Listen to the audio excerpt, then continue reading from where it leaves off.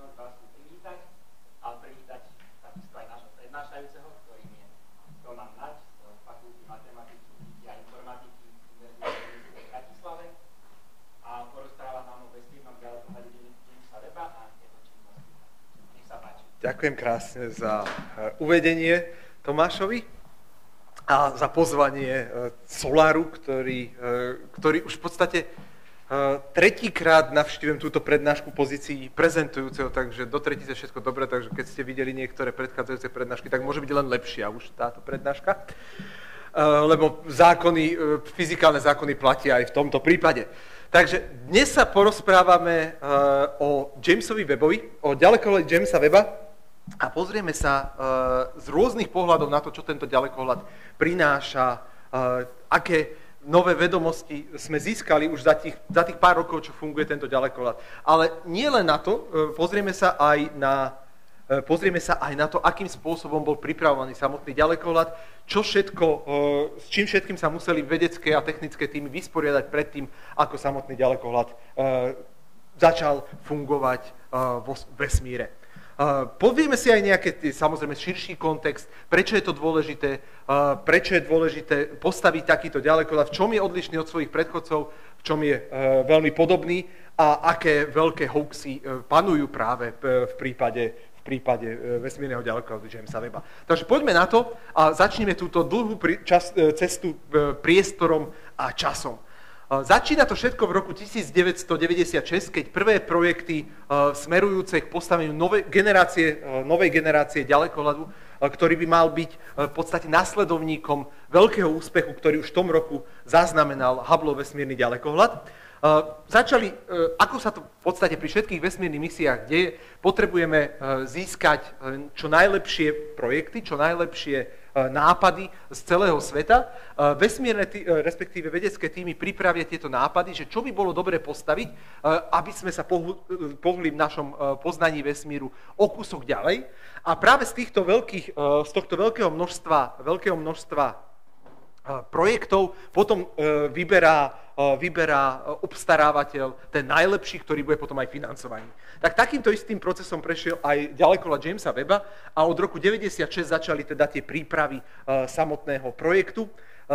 Prvé odhady boli, že postavme teda 8-metrový ďalekohľad, čo už tí, čo viete niečo o ďalekohľade Jamesa Webba, viete, že nie je to úplne ten projekt, ktorý už dneska funguje. A postavíme ho za smiešnú sumu $1 miliardu. Aj pri všetkej inflácii, tak už nejak môžeme tušiť, že asi to veľmi nevychádza. Nevychádza to ani pri slovenskej diaľnici do Košic a nevychádza to teda ani pri ďalekohľade Jamesa Webba, čo je trošku väčší projekt ako diaľnica. Samotný James Webb, respektíve ďalekohľad Jamesa Webba, uzrel svetlo sveta až v roku 2002, keď samotný projekt bol pomenovaný na pamiatku práve riaditeľa NASA, ktorý riaditeľoval práve NASA počas misií Apollo. Takže na jeho počesť bol teda pomenovaný ďalekohľad v roku 2002 a neskôr bol teda už upravený do tej svojej finálnej podoby, ktorého dneska poznáme, čiže 6,5-metrové zrkadlo, ktoré sa skladá teda nie v jednom monolitickom celku, ale z rôznych častí, ako uvidíme za chvíľku. V roku 2003 bola podpísaná teda zmluva, že v roku 2011 budeme letieť. No, aký máme rok 24 a teraz sa bavíme ako veľkej novinke, tak to by sme neboli veľmi aktuálni, keby sme sa o ďalekolet Jamesa Webba rozprávali ako o novinke v roku 24, ak by naozaj letel v tom 2011, ako všetci plánovali. A ani nestal veľmi tých 2,5 miliardy dolárov, ako bolo tiež plánované v roku 2003. ESA sa pridala, čiže my už sme pridružený člen ESA, takže môžeme hovoriť, že my sme sa pridali teda aj k samotným aktivitám na stavbe ďalekohľadu Jamesa Webba v roku 2007 a v roku 2010, čiže len rok pred pôvodne plánovaným letom, bol dokončený samotný dizajn ďalekohľadu. To znamená, keď prejde sa touto procedúrou MCDR, všetky tieto veľké projekty musia s tým prejsť, že vieme, čo chceme postaviť, vieme, ako to postaviť a vieme, že to bude fungovať, keď to postavíme. Čiže už má definitívne parametre, čo ten ďalekohľad a akým spôsobom bude prinášať. Tak rozpočet nakoniec bol trošku vyšší, čiže z pôvodne miliardy sme sa dostali na 10 miliard. Ako 10-násobok, hore-dole, veď sme v astronomických škálach, tak sa musíme aj mať rovnaké chybové error bary aj pri prípade rozpočtov. A neletelo to teda v roku 2011, ale trošku neskôr, ale o 10 rokov konkrétne. Čiže 10 miliárd a 10 rokov rozdiel, no tak nič sa nedie. Tak pozrime sa ešte už na tú dávnu minulosť, že ako vyzeral, keď samotný ďalekohľad sa staval, tak on sa staval naozaj dlhú dobu a jeden z tých dôvodov, prečo sa to tak naťahovalo, bolo práve testovanie. Možno niektorých pamätníci sú tu, ktorí si pamätajú, keď vzlietol ďalekohľad, Hubbleov vesmírny ďalekohľad a keď začal fungovať, tak ako si veľmi nefungoval tak, ako sme si predstavovali, a teda hlavne tie inžinierské týmy. A jeden z dôvodov, prečo nefungoval tak, ako mal fungovať, bol, že bol veľmi pod vysokým tlakom spoločensko-politickým, aby už bol vypustený v tom stave, akom bol. A tejto chybe sa chceli vyhnúť práve týmy okolo Jamesa Webba a došlo k jednému opačnému problému, že tento ďalekohľad bol pretestovaný. Čiže ho testovali, až kým sa niečo nepokazilo, to, čo tam pôvodne by fungovalo, keby to netestovali toľkokrát. A to bol zase problém, prečo sa to naťahovalo. Ale je to lepšia situácia, ako uvidíme za chvíľku, kvôli tomu, že sem Sandra Bullock nepríde opraviť Jamesa Webba pre prípad poškodenia, čo v prípade Hubbleho vesmírneho ďalekohľadu nie síce priamo Sandra Bullock, ale vyslala kolegyne astronautky, ktoré opravili samotný ďalekohľad Hubble, keďže sa nachádza len na relatívne nízkej orbite okolo našej Zeme, čiže bola možnosť práve prísť tam a opraviť tie chyby, ktoré Hubble vesmírny ďalekohľad mal. James Webb to nemá. Takže testujeme, musíme pripraviť rôzne štruktúrálne nové materiály, ako je napríklad tento tepelný štít, ktorý bol v podstate prvýkrát použitý v takejto podobe. Za chvíľku si ukážeme aj, ako funguje. Je gigantických rozmerov, keď vidíme tú škálu samotných inžinierov, ktorí pracujú na samotnom projekte a tento obrovský tepelný štít. Tak nemuseli by sme mať zapnutú klimatizáciu, keby máme takýto štít, ktorý nás chráni, ale ako tá klimatizácia je predsa len trošku lacnejšie riešenie. No a teda v roku 2021, bolo to na Vianoce, v našom čase to bolo okolo 1 po obede, čiže naozaj zdvihnite ruku, kto pozeral priamom prenose štart. No, výborne, tak to máme približne polovicu. A ja nie som človek, ktorý pozerá zrovna štarty rakiet, nie je to úplne, že moja srdcovka, ale toto som sa pozrel, že toto som vedel, že je veľká vec. A pozreli sme sa teda na štart z francúzskej Guajany, ako štartoval na Ariane 5, už v podstate vyradenému type rakiet, ktoré sme ako ESA mali. No a preto je tá dlhá cesta, časom už v podstate máme sme 10-ročné spomalenie, máme 10 miliardový rozpočet, no a dostávame sa na to, k tomu, že musíme sa dostať niekde inde. Hubble vesmírny ďalekohľad sa nachádza veľmi blízko, nachádza sa blízko Zeme, ako sme si povedali, a na rozdiel od ďalekohľadu Jamesa Webba, ktorí si povedali vedecké týmy, že by sme ho mohli umiestniť do optimálnejšej polohy pre ten účel, ktorý má. A ten účel je sledovať aj vzdialený, aj blízky vesmír nepretržite. No a čo myslíte? Máme tu takéto body. Volajú sa Lagrangeové body. Oni vychádzajú z práve gravitačnej teórie ako body, do ktorých, keď sa umiestni nejaký objekt veľkosti rádov, veľkosti napríklad aj tých hmotností vesmírneho ďalekohľadu, aj výrazne hmotnejších objektov, ale v porovnaní so Zemou a Slnkom zanedbateľnej hmotnosti, tak sa tam budú celkom bez nejakých veľkých problémov motať spolu so Zemou. Čiže bod L1, L2, L3, L4, L5 rotuje okolo Slnka spolu so Zemou. Čo má nesporné výhody. No a čo myslíte, kde by ste umiestnili, keby ste, predstavte si takú realistickú situáciu, že ste človek, ktorý rozhodne o umiestnení ďalekohľadu typu Jamesa Webba, kam do týchto 5 bodov by ste umiestnili ďalekohľad? Dáme hlasovať. Kto by ho dal do L1? Nikto. Nemáte radi L1? No tak satelity, ktoré sú tam, tak sa teraz budú hnevať celkom na vás. Dobre, do L2 by kto dal ďalekohľad? Dobre. L3? Výborne. A L4, L5 to sú rovnaké. Výborne, takže máme tu celkom pestré, tá L1 chudiatko zostala bez jediného hlasu, ale je to škoda, lebo naozaj v L1 sa nachádzajú satelity a nachádzajú sa tam misie, ktoré pozorujú aký objekt, čo myslíte, ktorý by ste tam dali, keby bol James Webb iný ďalekohľad na pozorovanie čoho?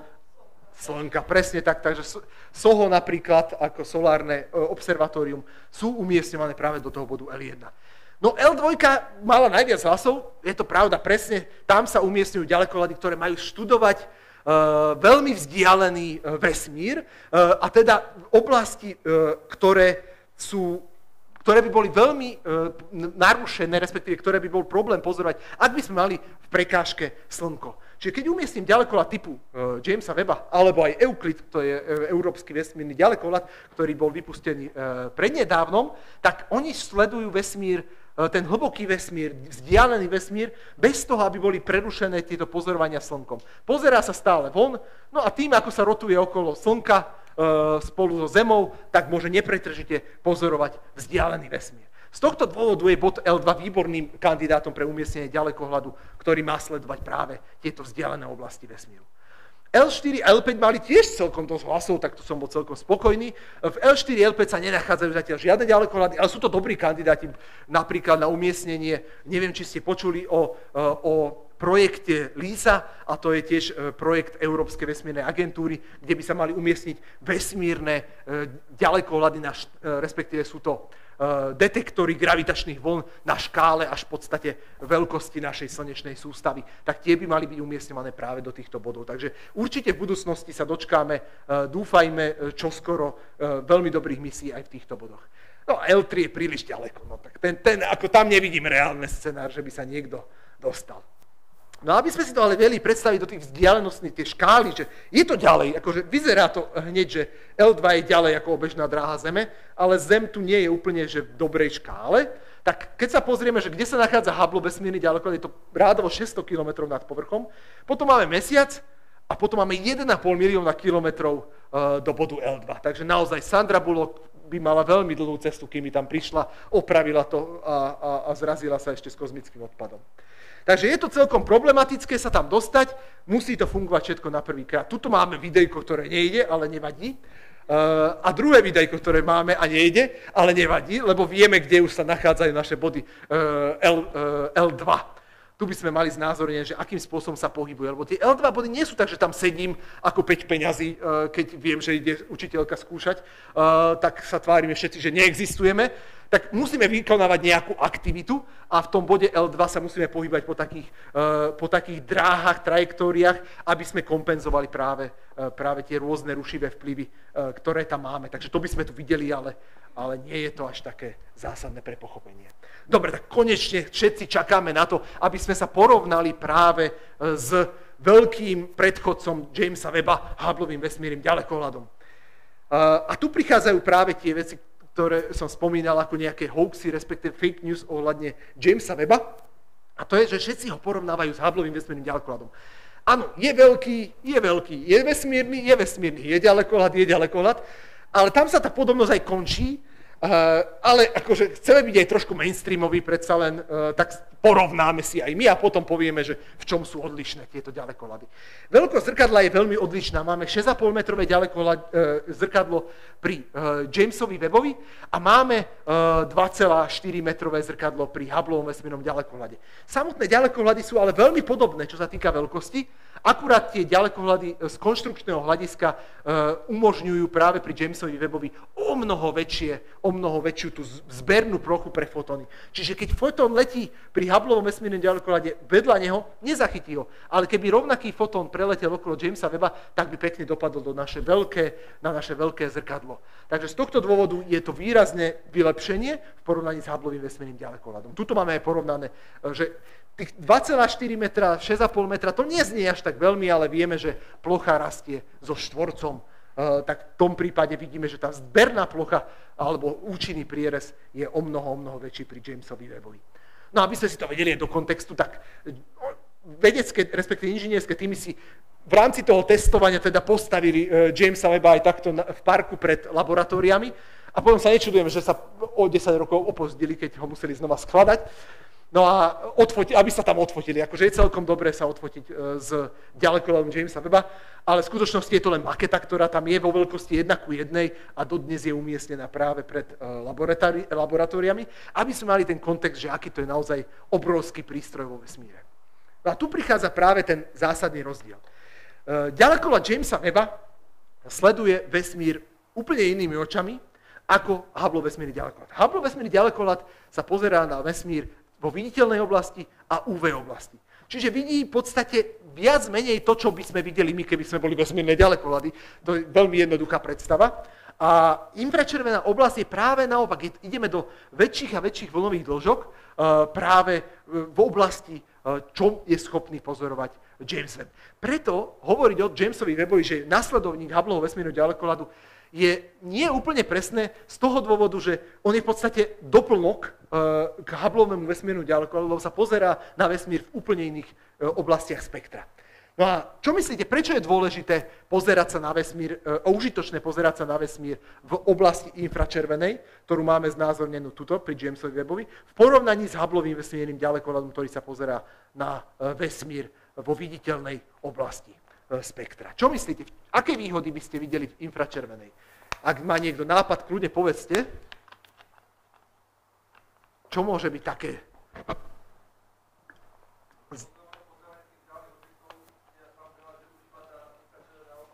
Presne tak. To je jeden z dôležitých dôvodov, ktorému sa dostaneme za chvíľku. A aby som len upozornil na to, že dávam nápovedu. Skúsme sa pozrieť na tieto dva obrázky. Toto je práve zhotovenie vo viditeľnej oblasti na ľavej strane a na pravej strane máme infračervenú. Nie je to James Webb, je to záver ešte z 2014, čiže je to pred James Webbová éra, ale vidíme tie rozdiely. V čom by ste teraz videli tie rozdiely? Toto nie je až také vzdialený vesmír, pri tej vzdialenom vesmíre to samozrejme je pravda, ale v blízkom vesmíre, aký je ten rozdiel? Čo myslíte? V čom? Čiže vidíme viacej hviezd na prvom obrázku. A to je to, že na ľavej strane vidíme ten povrch, vidíme tú siluetu toho objektu, v tomto prípade hmloviny, čiže vidíme krásne tie kontúry a pri Jamesovi Webbovi, respektíve pri infračervenej časti spektra, vidíme dovnútra. Vidíme do štruktúry samotných hmlovín, vidíme do štruktúry galaxií a vieme sa pozrieť práve dovnútra. A to je jeden z dôvodov, prečo sa pozeráme na svet v prípade Jamesa Webba v infračervenej oblasti. A to je medzihviezdna a medzigalaktická absorpcia. Lebo keď sa pozrieme na to, že máme modré a červené svetlo, tak modré a červené svetlo sa šíri trošku iným spôsobom práve v prostredí, kde je plyn a prach. A to je z toho dôvodu, že modré svetlo má kratšiu vlnovú dĺžku, červené svetlo má dlhšiu vlnovú dĺžku. A len si to predstavme, nie je to úplne fyzikálne správne, ale keď si predstavím nejakú prachovú časticu a ja mám dlhšiu vlnovú dĺžku, tak ja prejdem okolo nad tou prachovou časticou. Naopak, keď som modré svetlo, ktoré tam kmitá veľmi krátkou vlnovou dĺžkou v porovnaní s červenou, tak už narazí na tú prachovú časticu. Je to veľmi, veľmi hrubá predstava, ale dostatočná na to, aby sme si uvedomili, že v čom je rozdiel, prečo infračervená oblasť vidí dovnútra tých štruktúr a nevidí práve tú siluetu, respektíve tú kontúru. Naopak viditeľná časť a ultrafialová vidí práve ten obrys, tú siluetu samotnej hmloviny. No a druhá vec je presne to, čo spomínal už kolega, a to je rozpínanie vesmíru, respektíve vzdialené oblasti. že tým, že sa vesmír nafúkuje, a to je na ďalšiu celú prednášku, takže sa to nebudeme venovať, ale tým, že sa nafúkuje vesmír, tak si to len predstavme. Správme myšlienkový experiment. Každý má z vás doma, predpokladám, balón, alebo keď nemá, tak si ho vie ísť kúpiť napríklad zajtra do Lidla. Takže majte to na pamäti. Ak nemáte doma balón, tak choďte si zajtra alebo v najbližšej dobe kúpiť jeden balón. No, jeden vám nepredajú, takže si kúpite 10 a budete mať zásobu na takéto hranie sa s časopriestorom. A nafúknite ho trošku a spravte tam takú vlnku. Čiže to bude reprezentovať náš fotón, ktorý bol vyžiarený niekde v blízkosti samotného Big Bangu. A potom ho nafúkujte. Čo sa bude diať s tou vlnkou, keď budeme nafúkovať balón? Sa bude naťahovať. A to presne sa deje vo vesmíre. Mám ten fotón, ktorý bol predtým modrý, ale tým, že sa vesmír pod ním natiahne, ako ten balón, tak sa stáva červeným. A teda fotóny, ktoré dakedy boli aj skutočne viditeľné, respektíve modré alebo ultrafialové, tak dnes sú už infračervenými a už by sme ich nevideli. A Hubble vesmírny ďalekohľad ich už nemôže vidieť a James Webb ich bude vidieť. Čiže to je druhý dôvod, prečo je veľmi dôležité pozerať sa na vesmír aj v infračervenej oblasti spektra. Pozrieme sa trošku aj na samotnú štruktúru, technické vlastnosti ďalekohľadu Jamesa Webba. Máme tam viacero zariadení, ktoré nám umožňujú, ja si tu len zväčším nápovedu, lebo ja idem čítovať, ja tu mám napísané, čoho skratky sú tie názvy zariadení. Tak máme tu NIRSPEC, tak NIRSPEC je to Near Infrared Spec, čiže spektrograf. Potom tu máme NIRIS, čo je tiež typ spektrografu. Potom máme NIRCam. NIRCam je kamera, čiže to je len infračervená kamera. To je, ako poznáme infračervené kamery z bezpečnostnej kamery. Napríklad, tak infračervená kamera, čiže robí práve len záludné záznamy, tak ako keby sme mali infračervený mobil. A potom máme MIRI. MIRI je veľmi zaujímavý prístroj, lebo na rozdiel od ostatných prístrojov je trošku posunutý ešte viac do červenej oblasti, do viac infračervenej oblasti spektra. Možno tu budem mať aj obrázok, ale teraz som klikol, tak musím prekliknúť. Tak, tu mám aj napísané, keby niekoho zaujímalo, čoho skratky sú to, ale nie sú to až také zaujímavé úplne na pochopenie. FGS napríklad je guiding system, čiže na navigáciu samotného zariadenia. No a spomenul som spektrograf.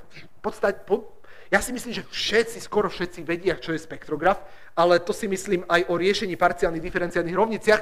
Takže už mám ten bias univerzitný, takže vrátim sa k tomu, že čo je ten spektrograf. A to je v podstate dúha. Či máme rozkladný hranol, tu máme nakreslený rozkladný hranol, či máme biele svetlo, ktoré sa rozloží v spektrografe, ktorý môže mať rôzne konštrukcie, aj v rôznych vlnových dĺžkach má trošku iné konštrukcie. To vôbec nie je podstatné, dôležité je to podstata. Rozložíme svetlo na jednotlivé vlnové dĺžky, na jednotlivé farby. Akurát teraz nerozkladáme biele svetlo, ako je to na tomto obrázku, ale rozkladáme svetlo infračervené. No a to je, čo som spomínal, že v akých častiach teda fungujú tieto zariadenia, tak tu máme znázornenie na tomto diagrame, že NIRSPEC, NIRIS a NIRCam fungujú v takejto blízkej infračervenej časti spektra. To znamená, že mám viditeľnú časť spektra, idem až k tej červenej a idem kúsok za tú červenú, čo my očami už nevidíme. Tak to sú tieto tri zariadenia, čiže máme aj kameru, aj spektrograf, ktoré fungujú v tejto blízkej infračervenej oblasti. A potom už som spomínal MIRI. MIRI je posunutý ešte ďalej do strednej infračervenej a to je veľmi zaujímavé, lebo v podstate to je jediné zariadenie, ktoré funguje aktuálne v tejto časti spektra, čo sa týka tých veľkých ďalekohľadov. Takže toto je veľmi unikátny pohľad na vesmír. No a teraz si môžete spomenúť, že dobre, tak ale sú tu silné argumenty, prečo použiť infračervený ďalekohľad a človek si povie, že veď áno, a to nám napadlo až teraz, že by sme mali postaviť infračervený ďalekohľad, že to je celkom očividné, že by to bolo dobré postaviť, tak prečo ho ľudia nepostavili dávno? A napadlo to, ľuďom aj ho postavili. A to je Spicerov vesmírny ďalekohľad, je v podstate predchodca Jamesa Webba. Čiže keď niekto bude rozprávať, že Hubble vesmírny ďalekohľad má nasledovníka, ktorý je práve James Webb, tak vy ho môžete pekne tak podpichnúť a opraviť, že nie, on je nasledovník Spicerovho vesmírneho ďalekohľadu, lebo to bol infračervený ďalekohľad. A aby sme videli, že aký je rozdiel medzi Spicerovým vesmírnym ďalekohľadom a Jamesom Webbom, tak to vidíme na tomto. Obidva mali spektrografy. A to, čo videl Spicerov vesmírny ďalekohľad, je takýto blob. A toto je to, čo vidí James Webb. Vidí detailne, aká je jemná štruktúra práve toho spektra. Vidí každú maličkú, v podstate toto máme v mikrometroch, čiže máme desatiny mikrometra, rozlišovaciu schopnosť, aké úžasné zmeny v tom spektre vidí James Webb. To predtým nebolo možné. Čo by tam videl Špicer? Videl by tam takýto blop. A všetko by sa spojilo do jedného, nevedeli sme rozlíšiť v podstate nič. Takže toto je v podstate predchodca Jamesa Webba, je Špicerov vesmírny ďalekohľad s takouto rozlišovacou schopnosťou v porovnaní s Jamesom Webbom. Áno, nech sa páči.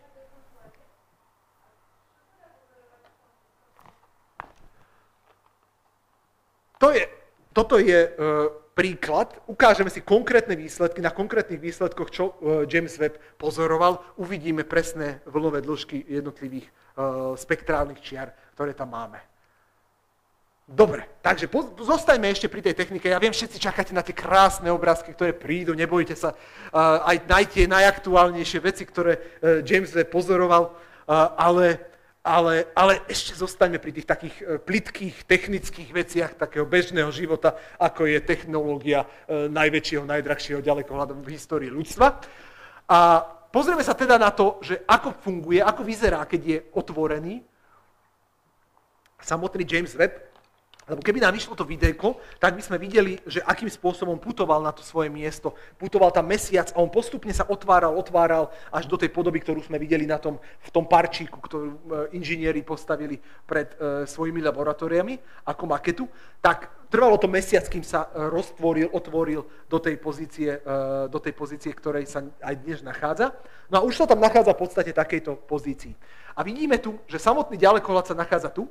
Tu je ten obrovský, gigantický tepelný štít, ktorý bráni tomu, aby sa zohrial priestor okolo ďalekohľadu od Slnka. Na tej privrátenej strane k Slnku máme okolo 85 stupňov Celzia, čo nie je veľmi príjemné. A na tej odvrátenej, ktorú nám ochraňuje práve ten teplný štít, klesne teplota na minus 233 stupňov Celzia, čo je úžasná.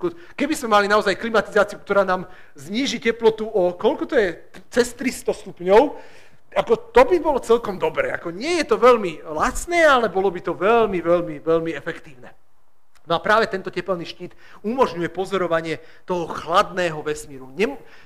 Keď máme, viacerí z vás určite majú nejakú skúsenosť s astrofotografiou, nech zdvihnete ruku, keď ste skúsili nejakú astrofotografiu niekedy. Vidím veľa rúk, výborne.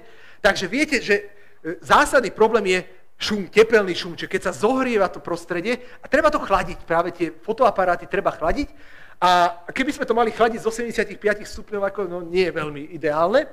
To je jeden z takých veľmi jednoduchý dôvod, prečo by sme chceli chladné prostredie. Potom sú ešte iné technicky náročnejšie na vysvetlenie, ale toto nám stačí pre to pochopenie, prečo by sme chceli práve mať takéto nerušené pozorovania. No a ten tepelný štít funguje úžasne. Funguje tak, že máme 5 vrstiev takej fólie. Mimochodom, túto fóliu si viete objednať, takže keď neviete, čo s peniazmi, tak napadajú mi aj lepšie veci, ako investovať svoje 10 000 eur, ako kúpiť si 10x10 cm kus tej fólie, ale proti gustu žiaden problém nemáme. Takže viete si kúpiť túto jednu fóliu a toto spravil aj práve vedecký tím, technický tím inžinierov, že kúpili si tieto fólie, ale spravili veľmi technicky inovatívny spôsob, ako usporiadali tieto fólie. Oni ich dali do takýchto 5 vrstiev a to svetlo, ako prichádza žiarenie od Slnka, zohrieva tú prvú vrstvu, tá energia sa šíri, to teplo sa šíri ďalej a ďalej, ale menej a menej, lebo je odvádzané takýmto spôsobom mimo samotných medzi tými vrstvami tepelného štítu. Až tak, že v podstate skoro žiadne teplo neprenikne na tú druhú stranu tepelného štítu. Takže takáto efektívna metóda na zníženie teploty, odtienenie Slnka pri vesmírnom ďalekohľade Jamesa Webba bola použitá. Čiže samotné tie fólie nie sú úplne prevratné, to sú fólie, ktoré sa používajú vo vesmírnom výskume a v technológiách. Boli trošku vylepšené pre účely Jamesa Webba, ale nie nejak zásadne, ale dôležité je práve to technické zhotovenie, ako bol použitý prvýkrát v histórii. Takže už máme veľmi dobre dobrú predstavu o tom, ako funguje James Webb a teraz sa povedať, čo chceme dokázať, čo chceme vidieť, aké časti vesmíru chceme pozorovať práve vesmírnym ďalekohľadom Jamesa Webba. A to je formovanie prvých hviezd a galaxií, evolúcia galaxií, exosystémy a ich planéty, analýza povrchov a atmosfér, objektov slnečnej sústavy. A môžeme takto pokračovať. Toto sú tie PR keci, ktoré nám tu sa snažia predať samotný James Webb, vesmírny ďalekohľad Jamesa Webba.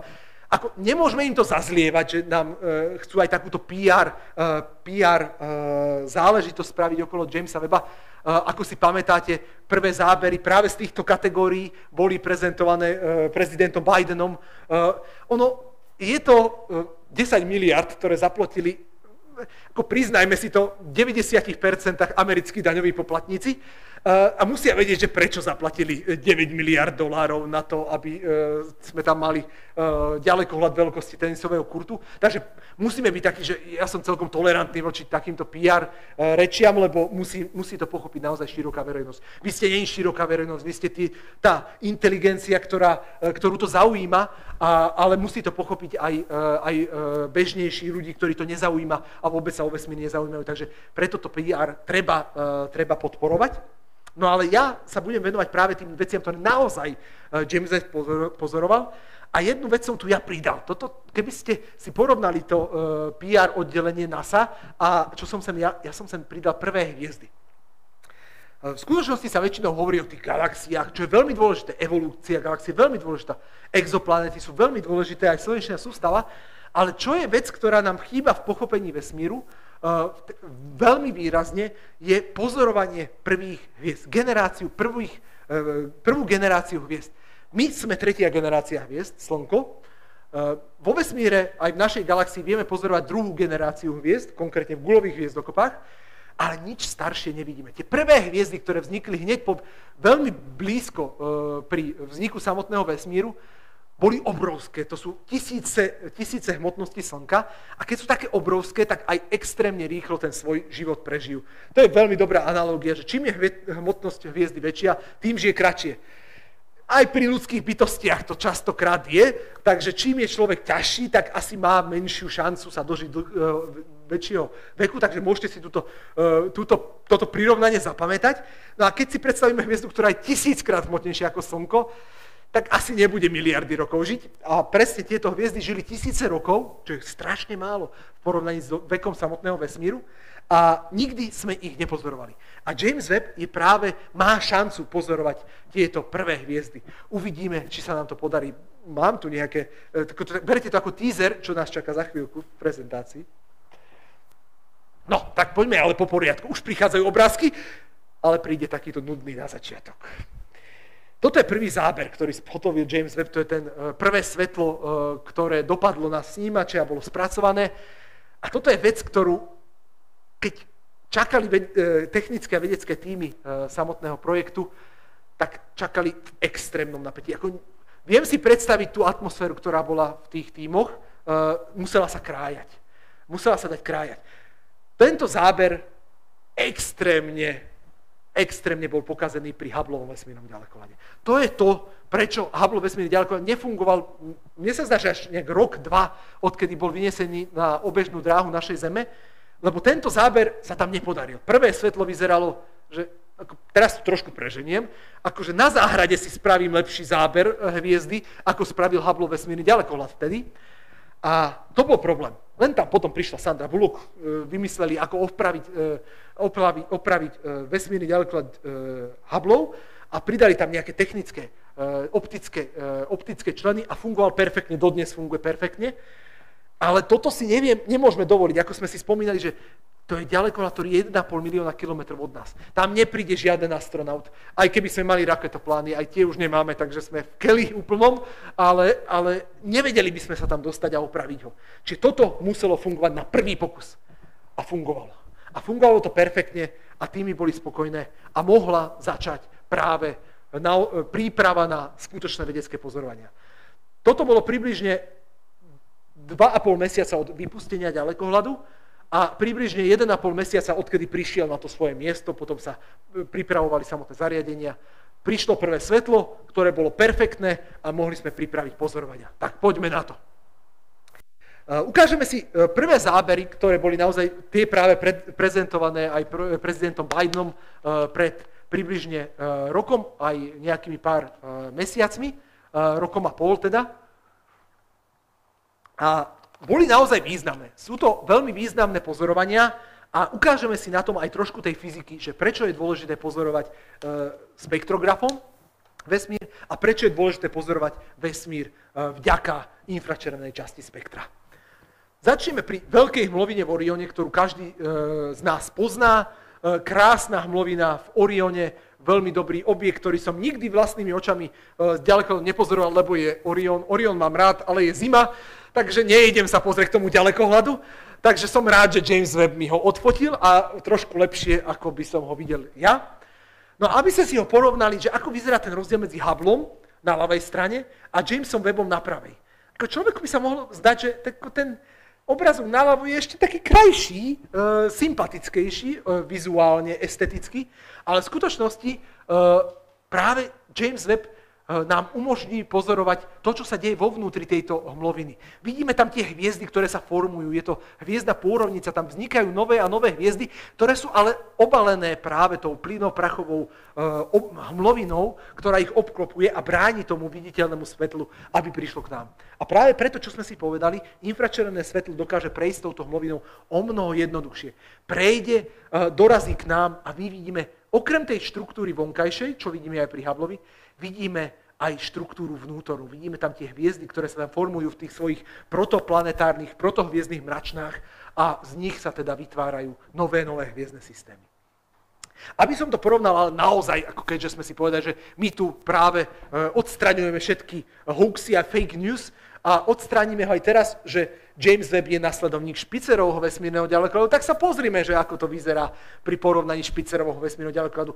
Ten posun, že toto je ten posun v infračervenej časti spektra, ktorú sme vďaka tomuto ďalekohľadu získali. Rozlíšenie na ľavej strane starého ďalekohľadu a jeho následovníka Jamesa Webba. Ten rozdiel je absolútne obrovský. No a pozrime sa, ako videli práve Hubbleov vesmírny ďalekohľad, veľmi dôležitý objekt, a to je Hubbleovo vesmírne pozadie. Keď si spomínate na staršiu dobu, bol tu práve v 90. rokoch, potom v 2000 rokoch, aj 2010 plus rokoch, Hubble pravidelne zhotovoval snímky veľmi vzdialenej oblasti vesmíru, respektíve veľmi tmavej oblasti vesmíru. On sa pozrel na časť vesmíru, ktorú v svojom zornom poli nemal žiadnu hviezdu, žiadnu galaxiu, nič. Proste úplne dokonale tmavú časť oblohy. Viem, že ťažko sa to predstaví blízko bratislavským obyvateľom, ako sme my všetci, že aj taká časť oblohy existuje, ale pri vesmírny ďalekohľad má trošku výhodu pri svetelnom znečistení. No a pozrel sa na takúto časť oblohy a začal robiť fotky. S dlhými expozičnými dobami, to sú rádovo desiatky minút až hodiny, a desiatky takýchto snímkov spravil a potom to nastekoval na seba a vytvoril jeden záber. No a ten záber bol Hubbleovo vesmírne pozadie. Čo videl Hubble? Zrazu videl, že sa tam nachádzajú tisíce rozžiarených pixelov. Vidíme ich aj tu. Máme tu tisíce rozžiarených pixelov. A každý z týchto pixelov nebol dovtedy známy. Žiaden teda z týchto pixelov nebol dovtedy známy. V skutočnosti ide o každá jedna svietiaca časť tohto obrázku je nová galaxia. Je ich tam 2000. Čiže Hubble vesmírny ďalekohľad sa pozrel na vesmír, kde nie je nič, čo sme vedeli, a videl 2000 nových galaxií. To len aby sme si vedeli predstaviť, že aký je gigantický ten vesmír a to, čo my vidíme, je naozaj strašne maličká časť samotného vesmíru. No a samozrejme James Webb musel spraviť to isté. Dobre, videjko, ktoré nejde, tak to mám tretie, ale to nevadí. Práve sa nám krúti Windowsové kolečko, len aby som... Dobre, ale to už sme prešli veľmi ďaleko.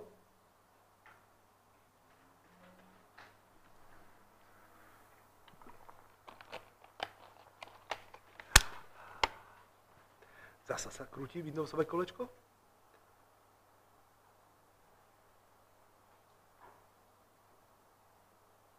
Tak, aby som sa ešte vrátil práve k tomuto. No a čo je zásadné, že samozrejme James Webb PR oddelenie muselo spraviť rovnaký záber rovnaký záber z Jamesa Webba, ako bol spravený aj z Hubbleho vesmírneho ďalekohľadu. Musíme sa porovnať, veď sme väčší, lepší, novší, tak sa musíme porovnať aj s Hubbleovým vesmírnym ďalekohľadom a potom dali vedľa seba obidva zábery, aby ukázali, akí dobrí sú. Oni zobrali ale nie úplne ten najlepší záber Hubbleho vesmírneho ďalekohľadu a porovnali ho s Jamesom Webbom, aby vyzerali ešte lepšie, ako skutočne sú. A keby vybrali ten najlepší od Hubble, tak by ten rozdiel nebol taký veľký. Ale je to lepšie, ako je kvalitnejší ten záber, samozrejme, predsa je to o 25 rokov mladší ďalekohľad, väčší ďalekohľad, ale ten rozdiel nie je taký dramatický. Zasa by som prekročím už tak. Aby sme videli, že ako to vyzerá skutočne so záberom z Jamesa Webba, nie je tak pekne farebne, to boli všetko iba prispôsobené farby, aby sme to my videli vlastnými očami, keďže keby bol ten záber infračervený, toto by neprešlo úplne PR oddelením, tá ľavá strana, ale takto vyzerá skutočne záber z Jamesa Webba, infračervený, čiže je to celé červené a vidíme tam jednotlivé tieto galaxie, každá jedna z týchto svietiacich bodov je galaxia. No a tu prichádza ten rozdiel, čo James Webb spravil, že on sa pozrie ešte aj na spektrum. Vidí vďaka spektrografu spektrum, ktorý máme zobrazené práve na pravej strane. No a zasa pozriem, že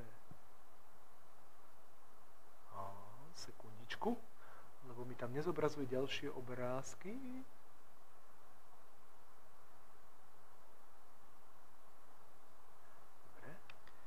Prepnem sa do PDF-ka radšej, aby som si bol istý, že tam máme všetky zábery. Áno.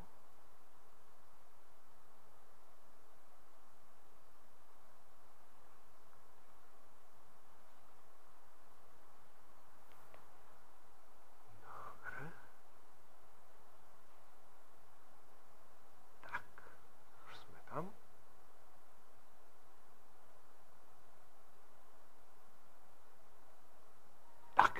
Tento záber nám tam unikol, aby to je ten, ktorý som spomínal. Aha, dobre, neunikol, ja ho vidím, takže dáme Windows P a dáme duplikovať. A tento záber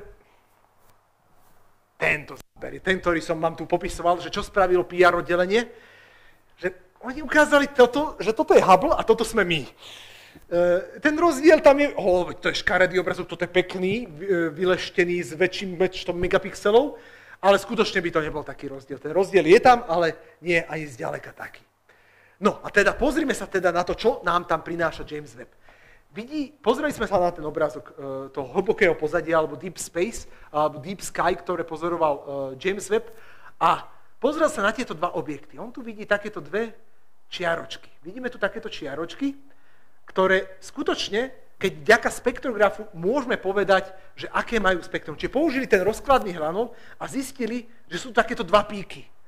No a vďaka spektru my môžeme určovať chemické zloženie. A tam je práve tá úžasná vec, ktorú nám James Webb umožňuje, chemickú analýzu vzdialených objektov vo vesmíre.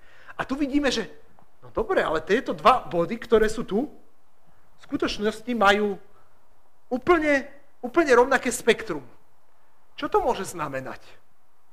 Čo by ste si povedali, že vidíte ako dva objekty inde umiestnené, ale majú rovnaké spektrum, úplne rovnaké chemické zloženie a to, že kde sa nachádza to spektrum, nám povie, že ako ďaleko sa nachádzajú samotné objekty.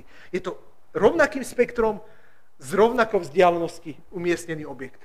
Tým pádom to bude asi ten istý objekt, zobrazený na dvoch miestach. A ide presne o gravitačnú šošovku, ktorú som tu už počul zaznieť medzi vami. Ide o gravitačnú šošovku, kde bolo to video, ktoré mi spôsobilo kolečko Windowsové. A gravitačná šošovka nie je nič iné, ja to viem vysvetliť veľmi efektívne aj bez toho, že ja si tu dám alebo takýmto stoličku, ktorá bude reprezentovať nejakú veľmi hmotnú galaxiu. Ja by som zobral niekoho z publika, len potom by som musel povedať, že je to veľmi hmotný človek, čo nie je úplne najlichotivejšia vec, ktorú môžem povedať, takže už používam stoličky len.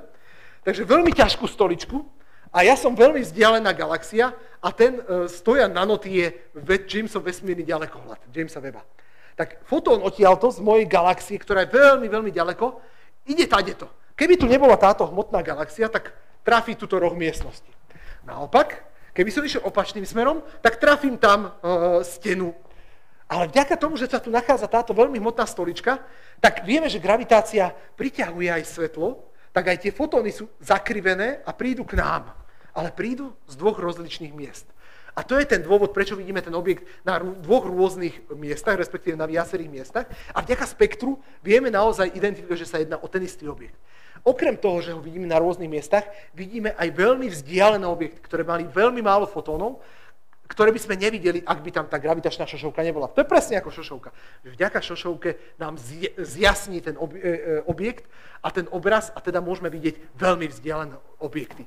Zapamätajme si to pri tom hľadaní tých najvzdialenejších hviezd, tých prvých hviezd vo vesmíre, ktoré som tak tízoval pred chvíľou. No ale, aby sme sa pozreli ešte na rôzne časti tohto krásneho obrázku, a to je práve, pozreli sme sa na to Deep Sky a nájdeme tam najvzdialenejší objekt. Tento objekt tu, v tomto štvorčeku zazumovaný, má fotóny, ktoré prišli k nám z tohto objektu, putovali vesmírom 13,1 miliardy rokov. Tieto fotóny sú extrémne staré a teda sú extrémne natiahnuté, ako sme si spomínali, že sa natiahnu viac a viac do tej červenej časti spektra. No a vďaka infračervenej časti spektra, ktorú študuje James Webb, vidíme jednotlivé spektrálne časti práve tohto objektu. A tu vieme spraviť chemickú analýzu 13,1 miliardy rokov starých fotónov. Vidíme, že tu je kyslík, lebo vďaka tým spektrálnym čiaram, ktoré tam vidíme, tie špičky v spektrografe, vieme určovať chemické zloženie, ako som spomínal. Tak vidíme tam kyslík, neón, vodík, opäť vodík, kyslík, vodík a kyslík. Čiže vidíme, aké je chemické zloženie tejto veľmi vzdialenej galaxie, z ktorej fotóny k nám putovali 13,1 miliardy rokov.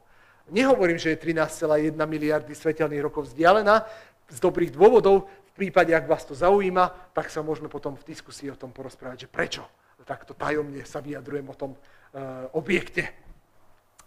Pozrieme sa ale, ako to vyzerá práve pri tých jednotlivých veľmi starých, ale aj menej starých objektoch na tom obrázku.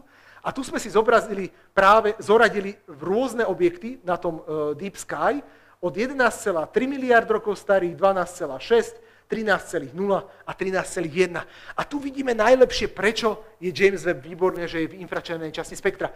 Lebo tým, že sa pozeráme ďalej do minulosti nášho vesmíru, tak tie isté spektrálne čiary, lebo tie sa tam vyskytujú práve pri tých galaxiách, celé spektrum vidíme, že sa posúva viac a viac doprava. Keď ideme viac a viac do minulosti, celé spektrum je posunuté viac a viac doprava.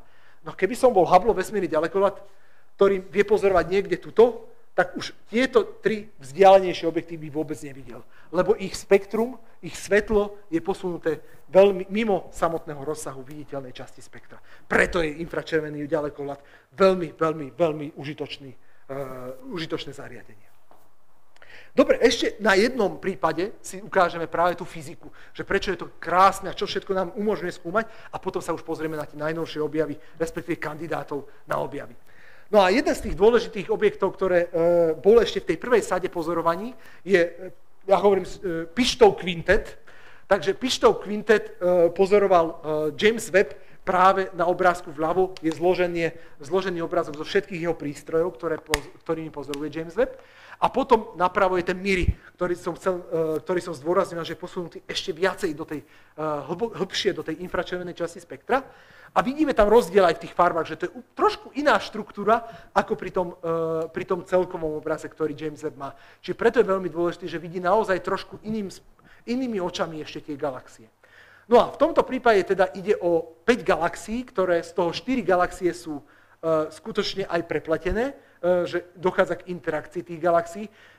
Zdá sa mi, ale vy ma určite opravíte, ak sa mýlim, že táto galaxia je v popredí, čiže tá je len projektovaná, ostatné sú skutočne blízko seba a zrážajú sa.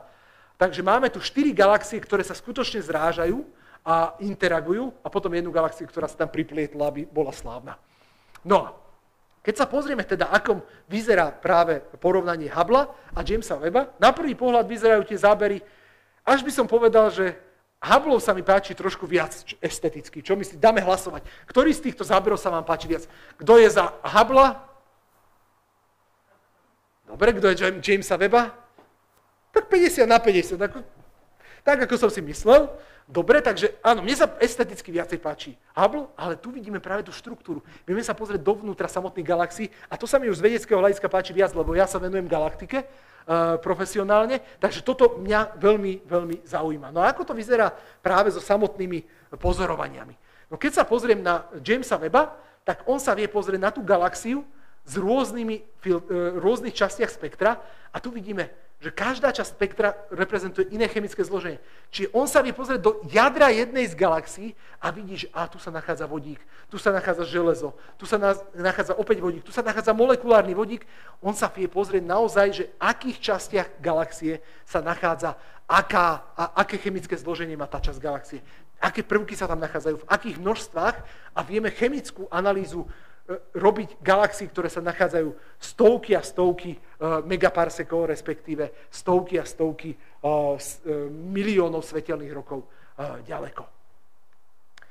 Okrem toho, že vieme sa pozrieť na chemické zloženie niektorých prvkov, vieme sa pozrieť aj na chemické zloženie naozaj tých jednotlivých častí tej galaxie, aj čo sa týka jadra. V tomto prípade sa pozrel James Webb na úplné centrum tej galaxie, ktoré dobre viete, čo sa nachádza v centre tej galaxie, a všetci zborovo teraz poviete. Presne tak. A potom sa pozrie na okraj samotnej galaxie a vidíme tu veľké rozdiely v chemickom zložení. Čiže my vieme študovať, čo robí čierna diera s chemickým zložením v jej okolí. Čo robí s tou hmotou, ako nabaluje tú hmotu, ako pretvára, ktoré prvky stiahne skôr, ktoré nie, ktoré vyvrhne do väčších vzdialeností. A tieto veci všetky vieme študovať vďaka Jamesovi Webbovi. A tuto vidíme práve znázornené, že vo vzdialenejších oblastiach galaxie vidíme úplne iné spektrum, iné chemické zloženie ako v blízkosti čiernej diery. Ďalší veľký benefit, ktorý nám James Webb prináša. No a pozrime sa na hmlovinu Carinu. Mám ju v pozadí celý čas, takže je to podľa mňa najkrajší objekt, respektíve esteticky najkrajší. Viem si toto predstaviť, mať cez celú stenu niekde na univerzite vytlačené vo vysokom rozlíšení a bude to určite nádherné. Čiže aj esteticky samotná Carina je nádherná hmlovina. A pozrime sa teda, ako to vyzerá v porovnaní s infračervenej časti spektra a Hubbleho vesmírneho ďaleko. Ale tu máme takýto veľmi pekný záber, ktorý nám spája v ľavej strane Hubbleho viditeľnú fotku do infračervenej časti, ktorú nám umožnil práve James Webb. Opäť to môže byť také, že ktorá je krajšia, vizuálne asi Hubble, ale tam nevidíme vôbec, čo sa deje vo vnútri tej hmloviny. Vďaka Jamesovi Webbovi vidíme tie jednotlivé hviezdy, ktoré niektoré sú aj za samotnou hmlovinou, ale veľká časť tých hviezd sa vytvára práve v tej hmlovine, vnútri tej hmloviny a vieme študovať tie procesy, ktoré sa dejú pri formovaní hviezd úplne dovtedy nepredstaviteľným spôsobom. Ďalší kandidát, Orlia hmlovina, a to je tiež veľký objekt, ktorý nám odfotil prvýkrát piliere stvorenia. Práve Hubble vesmírny ďalekohľad, tak si to porovnajme. Toto je James Webb, nádherná štruktúra hviezd, ktoré sa vytvárajú práve v tejto hviezdotvornej hmlovine. A tu je to porovnané práve s Hubbleovým vesmírnym ďalekohľadom. Opäť vizuálne veľmi vyrovnaný súboj, ale tá štruktúra, ktorá sa nám odhaluje, vnútorná štruktúra, ktorá sa nám odhadluje pri infračervenom zábere, je absolútne úžasná. A teraz sa dostávame na južnú pologulu, lebo s tým nemám väčšina z nás nejaké veľmi bohaté skúsenosti, tak sa pozrieme na objekt, ktorý má u nás konkurenta a to je južná prstencová hmlovina. My máme teraz vlastnú prstencovú hmlovinu, takže nepotrebujeme ísť na južnú pologulu, ale aj južná pologula má a práve túto južnú prstencovú hmlovinu, čo je planetárna hmlovina, podobne ako tá naša v Líre, tak vidíme tu rozdiel medzi NIRChemom, čiže blízka infračervená časť, a MIRI, čo je tá vzdialenejšia infračervená časť. Čiže aj v rámci Jamesa Webba vidíme tú jednotlivú štruktúru a vidíme tu dve jadrá, ktorú tu sme nevideli, tú druhú hviezdu, tu vidíme obidve hviezdy, ktoré sa nachádzajú v centre samotnej planetárnej hmlovine, ktorá potom kde bola tá hmota odvrhnutá od tej hviezdy a vytvorila samotnú hmlovinu. Čo už ani pri blízkej infračervenej časti spektra by sme nevideli. A keď už sme na južnej pologuli, tak zostaňme tam a pozrieme sa práve do Magellánovho oblaku a konkrétne do hmloviny Tarantuly, ktorý sa nachádza tam. Krásny infračervený záber hmloviny tarantula zhotovený práve Jamesom Webbom. A okrem toho, keď si možno nejakých pamätníkov tu budeme mať, ja sa medzi nich ešte nepočítam, a to je hmlovina, respektíve supernova 1987A, ktorá vybuchla prekvapivo v roku 1987 a vybuchla práve v tejto hmlovine tarantuly. A tu vidíme, že ako sa menila tá hmlovina, ktorá pri výbuchu supernovy bola odvrhnutá do vesmíru veľmi veľkou rýchlosťou, rádovo 10 000 km za sekundu, nepredstaviteľná rýchlosť, tak práve tá hmlovina sa rozširuje a za tých, koľko to je, už nejakých 37 rokov sa rozšírila už do takejto veľkej škály. Máme tu aj škálu, toto je 1,5 svetelného roku. Čiže už je to väčšie ako nejaké 2 svetelné roky samotná hmlovina, ktorá vznikla z výbuchu supernovy 1987A.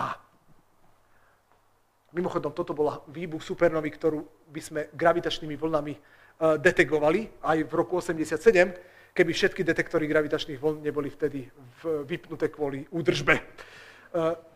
Tak sme museli počkať ďalších 30 rokov a ďalšie miliardy, ktoré sa investovali, až sme mohli detekovať gravitačné vlny. A mimochodom poučili sa tými a kvôli tomuto výbuchu supernovy sa potom dohodli, že každý jeden detektor, minimálne jeden detektor musí fungovať a budú sa striedať v tej údržbe a nevypnú sa všetky naraz. Takže malo to aj pozitíva. Dobre. Pozrime sa potom už na bližšie okolie našej slnečnej sústavy, pozrieme sa dovnútra slnečnej sústavy a aj na nejaké tie hviezdne systémy. Nádherný záber Jupiterovej polárnej žiary, čiže aurora, ktorá je vytvorená práve interakciou s magnetickým polom Jupitera, dajme to, že severná a južná. Takže nádherná polárna žiara Jupitera, zhotovená práve Jamesom Webbom v infračervenej časti spektra. Okrem toho mal priamy záber na Európu, čo je úžasné. Naozaj sme mohli sa pozrieť, ako vyzerá štruktúra na Európe vďaka vesmírnemu ďalekohľadu. A okrem toho sa pozrieme aj na CO2, čiže aké máme konkrétne rozloženie CO2 v kryštalickej podobe CO2 ľadu na Európe. Čiže máme tu rôzne vlnové dĺžky, ktoré reprezentujú potom rôznu tú štruktúru v jednotlivých vrstvách. Tak tuto máme potom zazumované, ako to vyzerá, je to úplne nádherné. Alebo nedávny záber uránu aj s jeho prstencami. Toto, keď som videl, tak že wow, toto, keď sme schopní spraviť vesmírnym ďalekohľadom, tak nie je to až také zúfale s tou našou ľudskou civilizáciou. Takže to bolo také, že povzbudivé, veľmi povzbudivé. Ale keď už sme pri planetách, tak sa pozrieme aj na exoplanéty, ktoré sú ešte zaujímavejšie, čo sa týka výskumu a sú také populárnejšie aj v prideľovaní grantov a financovania, lebo je to predsa len také celkom cool a in aktuálne. A môžeme tu vidieť práve atmosféru jednej exoplanety WASP-39b. A čo tam vidíme? No vďaka tomu, že tam máme spektrograf, vieme sa pri spektrografe pozrieť na chemické zloženie. No a keď viem detekovať chemické zloženie, tak sa môžem pozrieť aj na nejakú exoplanetu, aby som vedel, z čoho sa skladá. No a keď už viem, z čoho sa skladá, môžeme povedať, či tam je život. Takže to je tá motivácia PR. A teraz sa pozrieme na tú fyziku, ako to funguje. Tak tu máme práve to chemické zloženie znázornené. Je tu znázornené, že aká časť svetla je blokovaná tou planétou. Ide o tranzitné planéty, ja použijem opäť stoličku.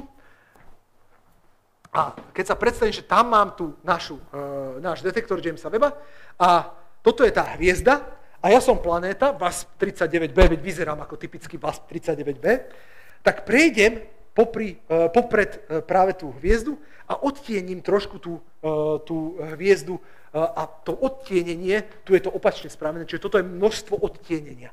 No a toto množstvo odtienenia spôsobí to, že niektoré fotóny prejdú blízko mňa samotnej, od tej hviezdy a tie fotóny musia prejsť aj atmosférou samotnej hviezdy, samotnej planéty. A keď prejdú atmosférou, tak môžu zinteragovať s chemickým zložením práve tej atmosféry planéty a to tu my môžeme detekovať. Vďaka tomu, tým maličkým zmenám, ako ten fotón prejde cez atmosféru exoplanéty, my ich vieme detekovať a tu vidíme napríklad, že pri tejto WASP-39b bol detekovaný CO2 práve v atmosfére tejto planéty. Môžeme to vidieť trošku komplikovanejšie práve tu, že vidíme tú svetelnú krivku, to je to, že prichádza fotón zo svetla, prichádza svetlo z hviezdy, príde tam planéta, o trošku sa to zmenší, ja vám poviem aj presne, to je pokles 2%, toto je 2% pokles a tu je ten zákryt a tu je to zblížené, že ako to vyzerá ten zákryt. Čiže tento fotón prechádzal cez atmosféru ľahšie, tento ťažšie, tým pádom bol viac absorbovaný. A vďaka tomu vieme chemickú analýzu samotnej planéty spraviť.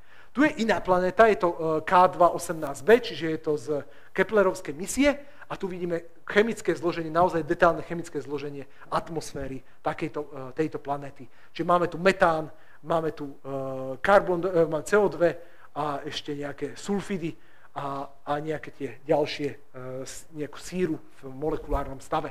Čiže vidíme takto detailne chemickú analýzu spraviť planét, exoplanét.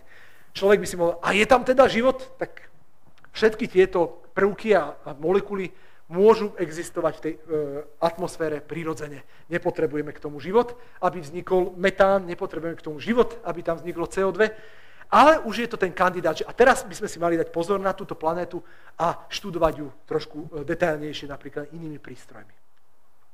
No a keď sme pri planetárnych systémoch, respektíve planetách, tak tento záber na formujúcu sa Fomalhaut hviezda, tak to je hviezda, ktorá sa vytvára a vidíme tu vytvárajúci sa v podstate oblak, respektíve štruktúru budúcej hviezdnej sústavy. Čiže vidíme tu, ako sa formujú napríklad asteroidálne pásy a budúce planéty. A takýmto detailným spôsobom vieme študovať budúcu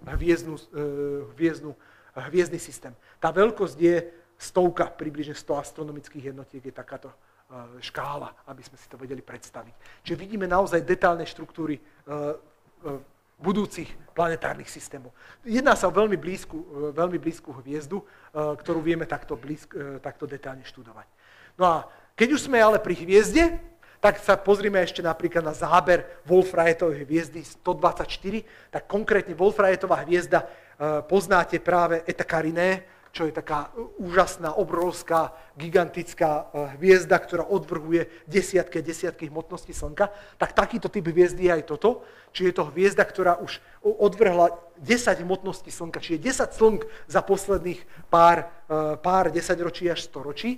A práve takýto a tá hmlovina, ktorá sa tam vytvorí, môžeme sledovať infračervené časti spektra práve vďaka Jamesovi Webbovi.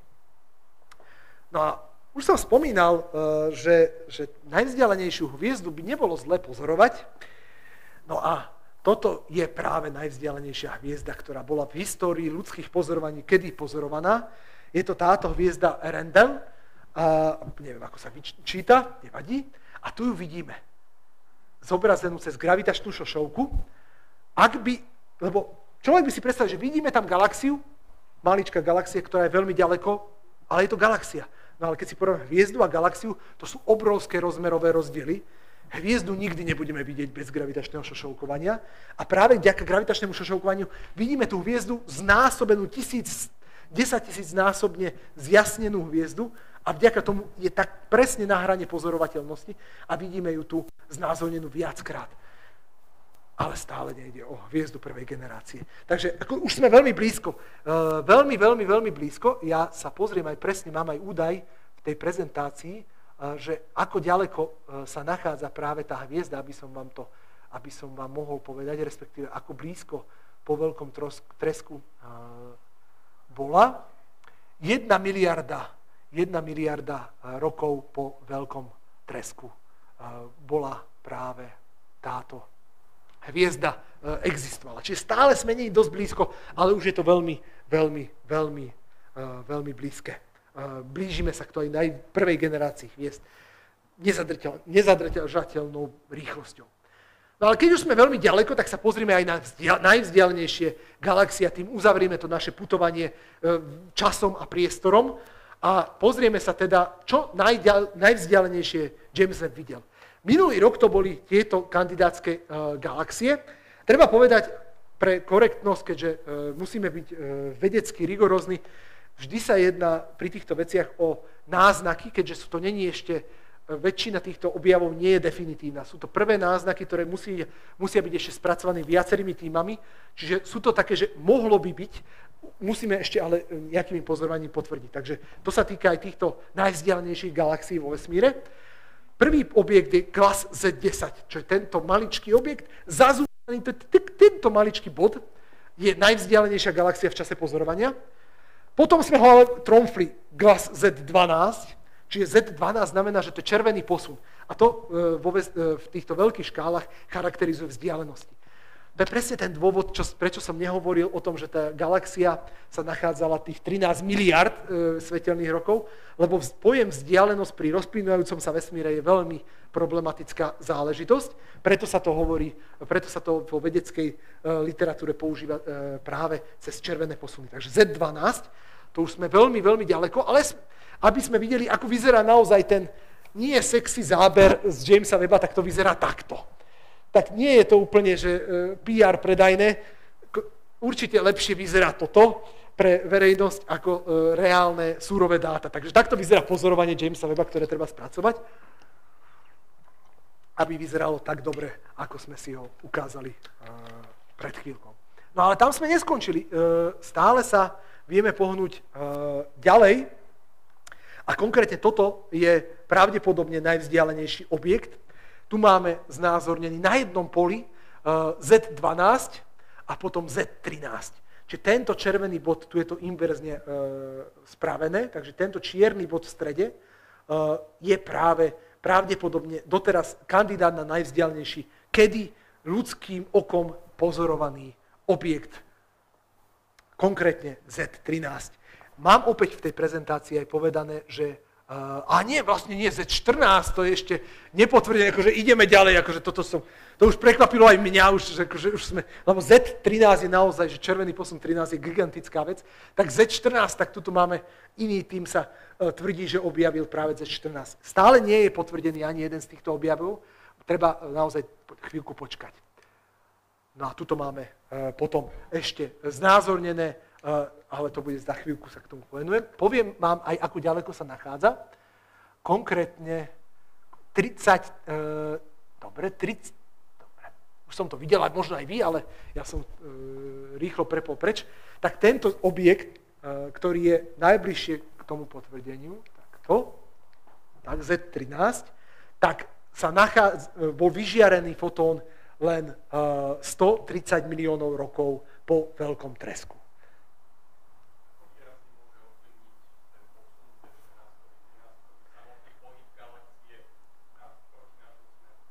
Samotný pohyb galaxií pri týchto veľkých červených posunoch je absolútne zanedbateľný. Samotný pohyb, tu je to rozpínanie vesmíru úplne dominantné. Čiže tu sa pozeráme na vesmír, ktorý bol len stovky miliónov rokov starý, čo je absolútne nepredstaviteľná záležitosť. A aby som to len prepočítal, teraz to mal som to tam prepočítané, takže môžem čítnuť, tak ten objekt sa dnes, keď putoval skoro 14 miliárd rokov, ten fotón putoval k nám, tak dnes sa nachádza tento objekt 33 miliard svetelných rokov ďaleko. Čiže nie je to tých 14, je to výrazne ďalej, kvôli tomu, že sa vesmír medzi tým ešte rozopol. Čiže tento objekt nikdy nebudeme pozorovať. Nebudeme mať informáciu, čo sa tam deje teraz. Nikdy v histórii, nikdy v budúcnosti, nie nás, akože to je jasné, ale ani potenciálnej budúcnosti ľudstva nikdy nebude môcť vedieť, čo sa stalo s týmto objektom, z toho dôvodu, že sa dostane mimo pozorovateľný vesmír, už je mimo pozorovateľný vesmír v dnešnej konfigurácii a nikdy ho už nebudeme vidieť. Čo je na tom veľmi zaujímavé a veľmi ťažké aj na to uvedomenie si, že ten vesmír, keď sa rozpína, tak ten pojem vzdialenosti je veľmi problematický. Preto červený posun je stávka na istotu, takže ale akože v krčme by som ho neotváral zrovna červený posun. Takže. No a chcel som ešte jednu veľmi vzdialenú vec, už to nebude také extrémne, konkrétne je to ZS7 a v tomto prípade je to opäť červený posun, čo to reprezentuje, to sedmička a ide o najvzdialenejšiu zrážku dvoch galaxií, ktorú sme kedy pozorovali.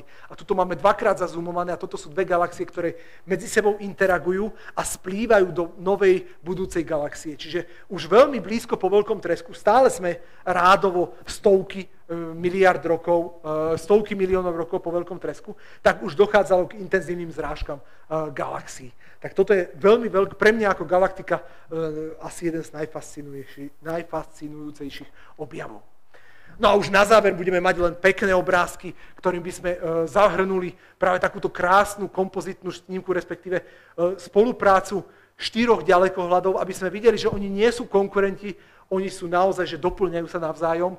A je to kombinácia Jamesa Webba, Hubbla, Spitzera, respektíve Spitzera a potom Chandry. Chandra je ďalekohľad, ktorý má práve teraz 25 rokov výročie, alebo minimálne 20. výročie, tak nejak, pozorovaní, a je to 25 rokov, v 99. Začal pozorovať, a on je to röntgenovský ďalekohľad, čiže sa pozerá na opačnú stranu spektra, čiže zasa tie krátke vlnové dĺžky. A keď ich dáme všetky dokopy, tak práve tam uvidíme krásu aj tej siluety, ale zároveň aj tú vnútornú nádheru, ktorá sa skrýva pod samotným povrchom štruktúry tých hviezd.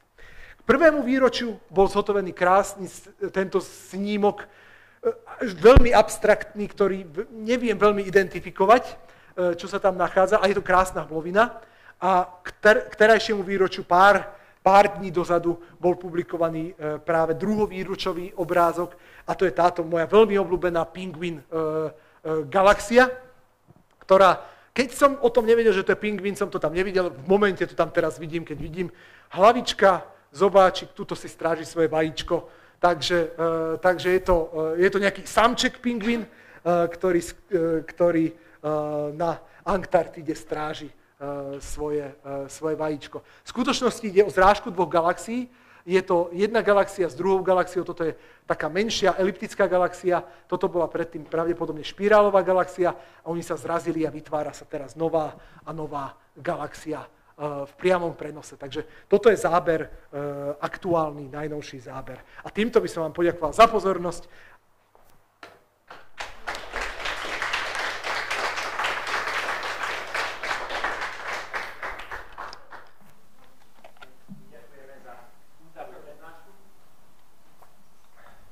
Mike.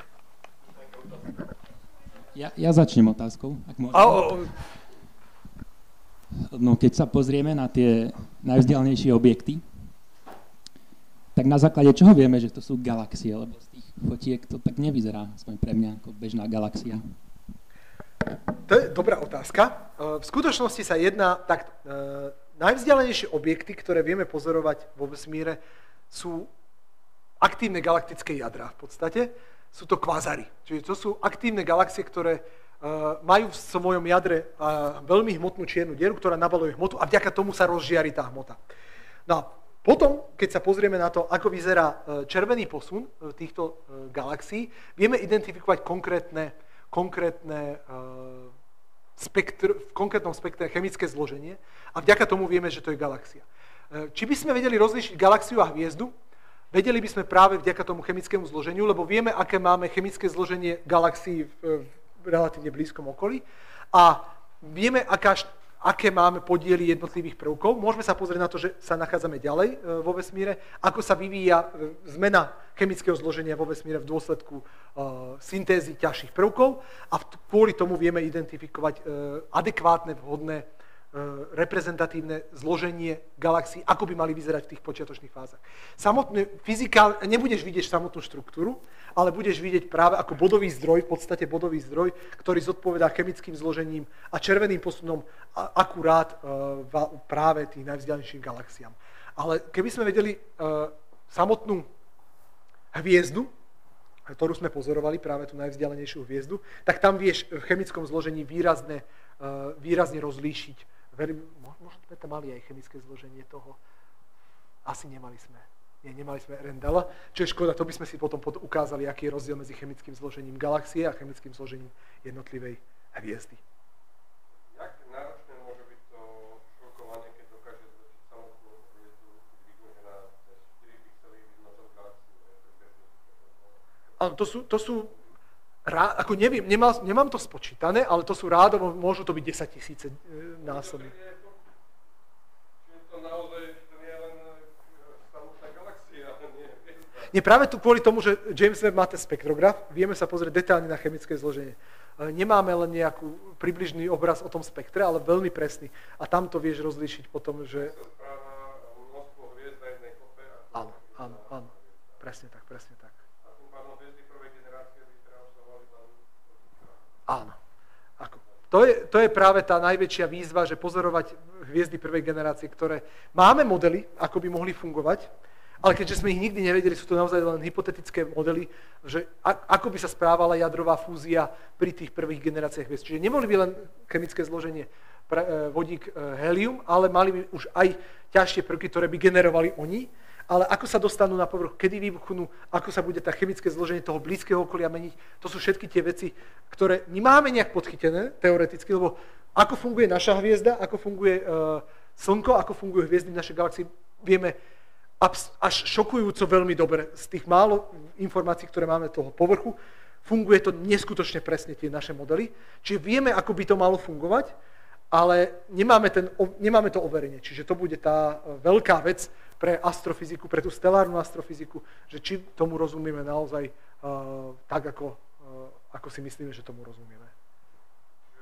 Nesvietila by len heliu a vodíku, ale boli tam aj ďalšie prvky podľa toho, ktorých miestach by vznikali? To je tá vec, že presne tak, že ako tá vnútorná štruktúra sa rýchlo mení pri takýchto hviezdach. Ako sa dokážu tie ťažšie prvky dostať k povrchu, respektíve ako je rozfúkovaná hviezdnymi vetrami práve tá vrchná vrstva atmosféry. To všetko sú v podstate otvorené otázky, na ktoré vieme len tie predikcie teoretické, kde sú veľké rozdiely naozaj, že podľa modelu, tam máme veľmi veľa neznámych, ktoré by sme do toho modelu mali dať.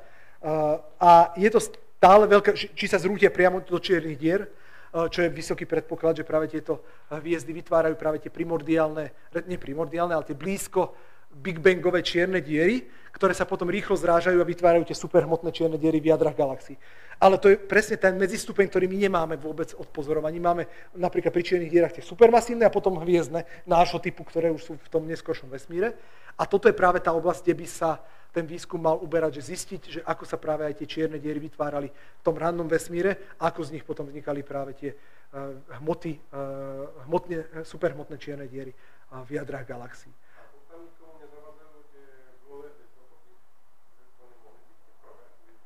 Nie, guľové hviezdokopy sú jednoznačne generácia druhá, čiže populácia 2. Tam to vidíme na tých spektrách. Tá metalicita, čiže podiel...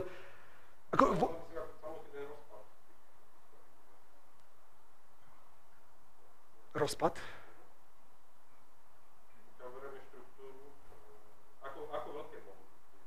Tisíce hmotnosti Slnka. Tam sa pohybujeme už k tisícom. Akože aj tá druhá generácia je hmotnejšia, ale pri tých prvých tam sa uvažuje o tisícoch. Čo je celkom problém práve pri týchto generáciách hviezd, lebo keď si predstavím, že ako sa formujú dnešné hviezdy, tak mám oblak, ktorý kolabuje on sa potom rozdelí na menšie oblačíky a tie kolabujú do hviezd konkrétnych. A tam je problém práve pri tej prvej generácii hviezd, že ten oblak pravdepodobne mal schopnosť sa priamo zrútiť do čiernej diery. Bez toho, aby vznikla samotná tá hviezda.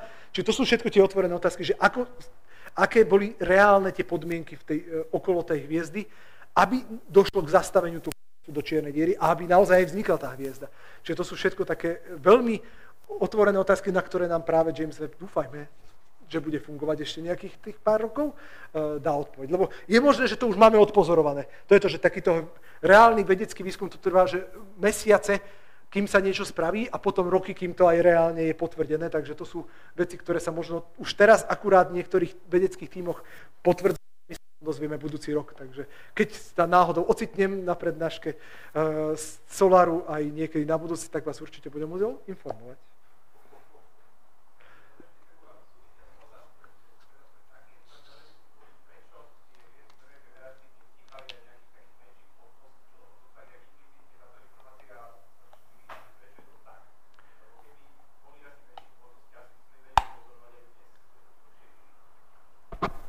No a to je práve tá vec, že my ich nevieme pozorovať a ergo nemôžu byť také malé, aby prežili až do dnešnej doby.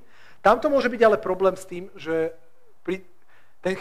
tá chemická evolúcia samotnej hviezdy je pri prvej generácii trošku iná, čiže tam nemáme tú informáciu. Je pravda, že sme nikdy nepozorovali prvú generáciu, čo je dobrý predpoklad, že pravdepodobne nežili naozaj dostatočne dlho na to, aby sme ich dnešnými technológiami dokázali pozorovať. Druhá vec je, že kde je ten limit. Naša najmenšia hmotnosť hviezdy je daná práve tým prostredím, v ktorom vzniká, lebo keď sme videli Orion, videli sme, to je hviezdotvorná hmlovina, ktorá má 100 000 hmotnosti Slnka, obrovská, ale vidíme, že ona neskolabuje do jednej hviezdy. Vidíme, že sa tam vytvárajú jednotlivé hviezdy.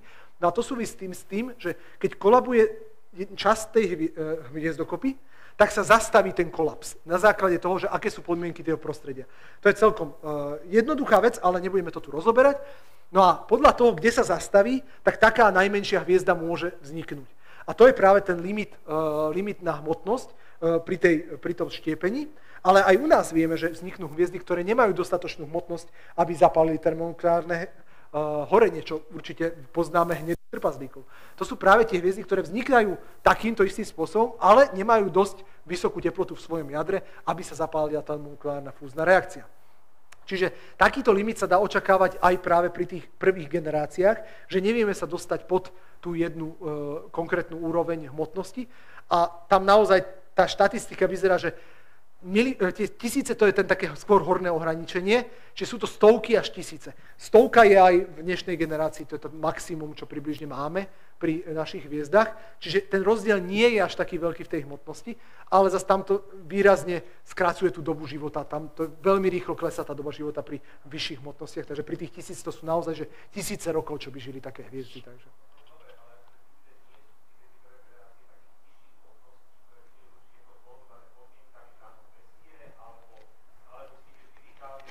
A toto je práve, to je práve ten problém, že my nevieme, keďže toto sú hypotetické modely, nemáme to pozorovanie. Preto je veľmi kruciálne pozorovanie týchto prvých generácií hviezd, aby sme si naozaj uzrejmili tie podmienky, aké panovali v tých prvotných fázach vesmíru. Lebo jedným z problémov je, že galaxie vznikali veľmi rýchlo. Naše aktuálne teórie, ako ich máme, nevieme, prečo vznikali galaxie tak strašne rýchlo. A to je preto, závisí to od toho prostredia a tam práve tak prvá generácia hviezd by nám veľmi uľahčila porozumenie práve týmto prvým fázam, tomu prostrediu, environmentu, v ktorom sa pohybujeme pri tých počiatočných fázach vývoja vesmíru. Nech sa páči.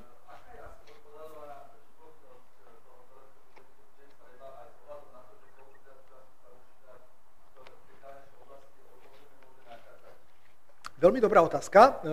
Samotný predpoklad bol nám, myslím, že financovanie to základné bolo schválené na, myslím, že 7-8 rokov. Rádo o takýchto časoch sa pohybujeme, a že to by malo vydržať. Je pravda, že sa najprv očakávalo, že tam bude menší prúd mikrometeoritov, lebo tu máme mikročastice, ktoré bombardujú aj našu zemskú atmosféru každú chvíľku. Ale my máme atmosféru, James Webb nemá atmosféru, čiže veľká časť týchto častíc naráža priamo do zrkadiel a ničí ich. A to sa s tým sa rátalo, ale ničí sa to rýchlejšie, ako sa predpokladalo. Čiže je tam väčší prísun tej hmoty. Tým pádom je tam šanca, že sa zníži trošku tá reálna životnosť, ale aj Hubble vesmírny ďalekohľad mal fungovať naozaj že pár rokov a funguje dodnes. Takže dúfajme v rádovo viac ako 10 rokov nebude fungovať. Tam naozaj sú tie podmienky, palivo a tak ďalej, pripravené manevrovanie. Je to náročnejšie ako pri Hubbleovi, ale tých 5 rokov by ak sa nič nepokazí, by mal zvládnuť bez problémov.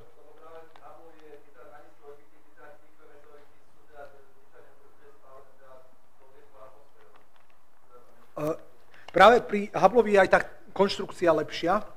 James Webb je otvorená konštrukcia, kde to naozaj dopadá zo všetkých strán. Ten účinný prierez je väčší, je to problematickejšie práve z tohto pohľadu. V prípade Hubble on má aj tienenie, keď dochádza k nejakému, vie sa zavrieť, aby nebol poškodený a tak ďalej. To tu všetko odpadá, čiže naozaj je doslova na rane. S tým sa rátalo, ale je to horšie, ako sa predpokladalo. Ale treba povedať, že tie misie vždycky majú radšej pesimistickejší scenár, že chceme fungovať 2 roky a všetko nad je bonus, tak je to jednoduchšie. Ako keď chcem fungovať 10 rokov a po 2 rokoch sa pokazím, tak je to ťažšie aj potom na to financovanie. Takže radšej tam ten opačný scenár sa používa. A nech sa páči, vy už sa dlhšie hlásite, takže...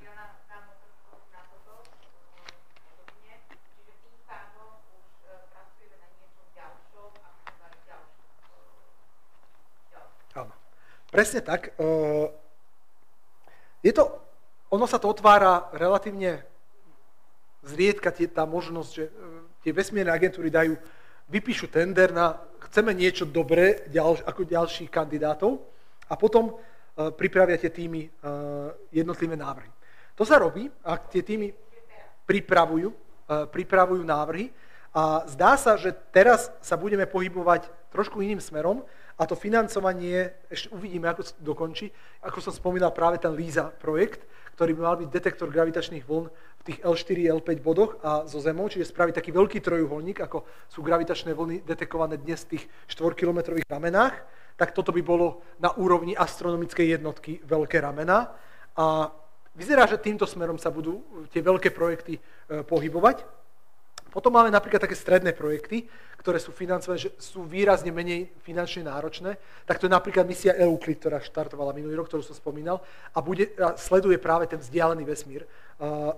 Ono je to veľmi ťažké sa rozhodnúť, že kam investovať je naozaj už desiatky miliard dolárov, takže netrúfam si povedať, čo financovanie získa, ale ak by som si mal tipnúť, tak sú to tie projekt LISA, ktorý je naplánovaný tak 2040, ale on 30 dačov, ale reálne vieme, aké meškanie mal James Webb a všetky tieto ďalekoľaj, takže skôr ako 2040 nebude takýto veľký projekt. Možno 35, aby sme boli optimisti. By som čakal nejakého finančne následovníka. Neviem, čísla neviem, nepozeral som, ale je počítadlo. Dá sa pozrieť na webe, aká časť tej plochy je už poškodená v dôsledku interakcie s mikročasticami. A nie je to ako naozaj... Jaro sám vieš, že keď máš kvrnku na zrkadle, akože... Áno, tak nezrúti sa svet, tak to povedzme, že ono je to dosť odolné voči tomu. Problém by bol, keby sa tie zariadenia poškodili, kamery. Tam je to o mnoho komplexnejšie. Tie sa snažia trošku lepšie chrániť, ale a je tu menšia účinná plocha, takže dúfajme, že sa to nepokazí z tohto pohľadu. Ale naozaj tá plocha je už dosť posiata. Keď sa pozrieme napríklad, keď ste tu, nikto nehlasoval za L1 ako umiestnenie pre Jamesa Webba a nachádza sa tam tie solárne ďalekohľady, tak keď sa pozrieme, ako vyzerajú tie solárne ďalekohľady už po pár rokoch fungovania, tak toto, že tretina plochy už nefunguje kvôli tej interakcii so Slnkom, takže ono to tie kamery dostávajú zaberať pri Slnku. Tuto nemáme problém so Slnkom, ale máme problém s mikročasticami, takže to zase nikdy nebudeme mať dokonalú situáciu. S týmto sa budeme musieť naučiť žiť a zohľadniť to pri tých ďalších generáciách ďaleko. Nie, tam to žiarenie robí väčší problém. Samotné... Sú výrazne, tam nepotrebuješ presne také zberné plochy. Dobre, nech sa páči.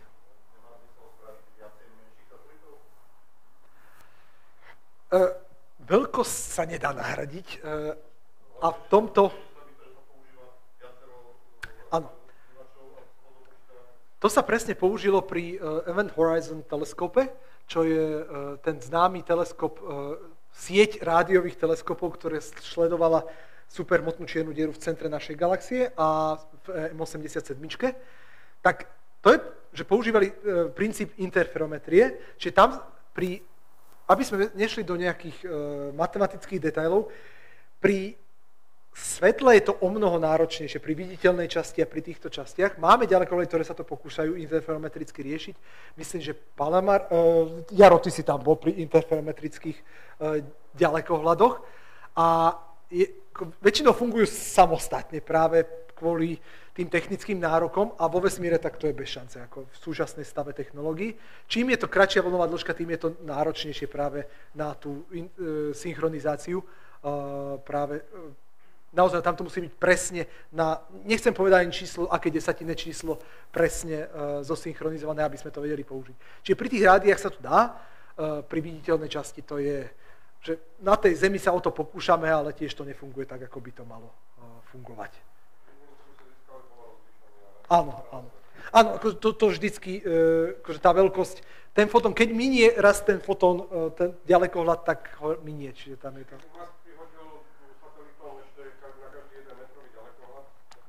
Tak by sa už astronómovia na ňo nehnevali kvôli zničeniu oblohy.